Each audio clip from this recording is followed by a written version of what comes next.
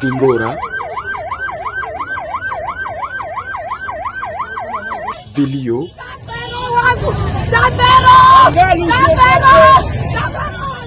pisha ni kupishe vilitawala hapa bandari ya Kituku kwenye mji mkuu wa jimbo la Kivu Kaskazini, Goma.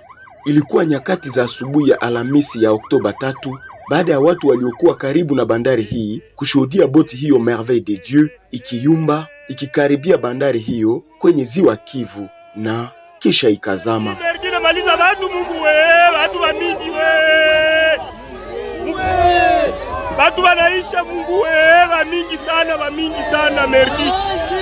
Wote Mungu Vyombo vya habari vimemnusuru gavana wa jimbo la Kivu Kusini Jean-Jacques Purusi akisema kuwa kabla ya kuzama boti hiyo iliyokuwa inasafiri kutoka mji wa Minova jimboni humo kuelekea Goma jimboni Kivu Kaskazini ilikuwa na abiria 278.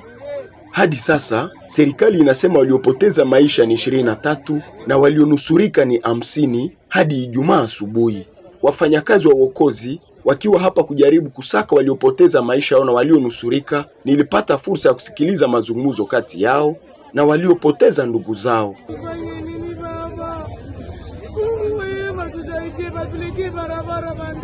Mama, ulikuwa na watu ndani ya bato? Ndio baba, wa Minova, wa ndugu yangu. Watu wangapi? Watu sita baba.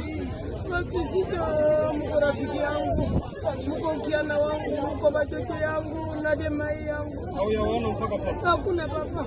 Nimeenda na kubali wengine wamenyambuliwa, hakuna jambo moja. Baba tufanye nini? Mbona tunateseka mai baba? Sibatulete barabara lakini ingekuwa barabara kama ajali hii haiwezi kuwa hivi.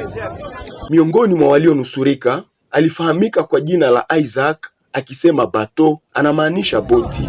Ajali yenyewe sijui nieleza namna gani.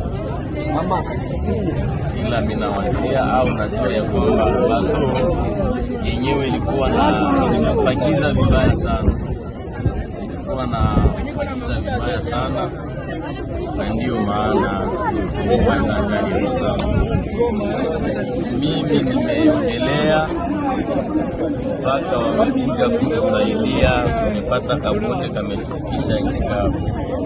Kufuatia ripoti za kuzama kwa boti hiyo, mwakilishi maalum wa katibu mkuu wa ujumbe wa Umoja wa Mataifa nchini Jamhuri ya Kidemokrasia ya Kongo DRC, Bintu Keita, kupitia ukarasa wake wa X zamani Twitter, amesema ni kwa masikitiko makubwa natuma salamu zangu za rambirambi kwa familia za wote walioathiriwa na tukio hili la kutisha la kuzama kwa boti kwenye ziwa Kivu. Amesema katika nyakati hizi mgumu, fikra zake ziko na familia za waliopoteza wapendwa wao. Bi Keita, ambaye pia ni mkuu wa ujumbe wa Umoja wa Mataifa wa kulinda amani nchini DRC MONUSCO, amesema wanaendelea kushikamana na DRC na kwamba MONUSCO inaungana na mamlaka za DRC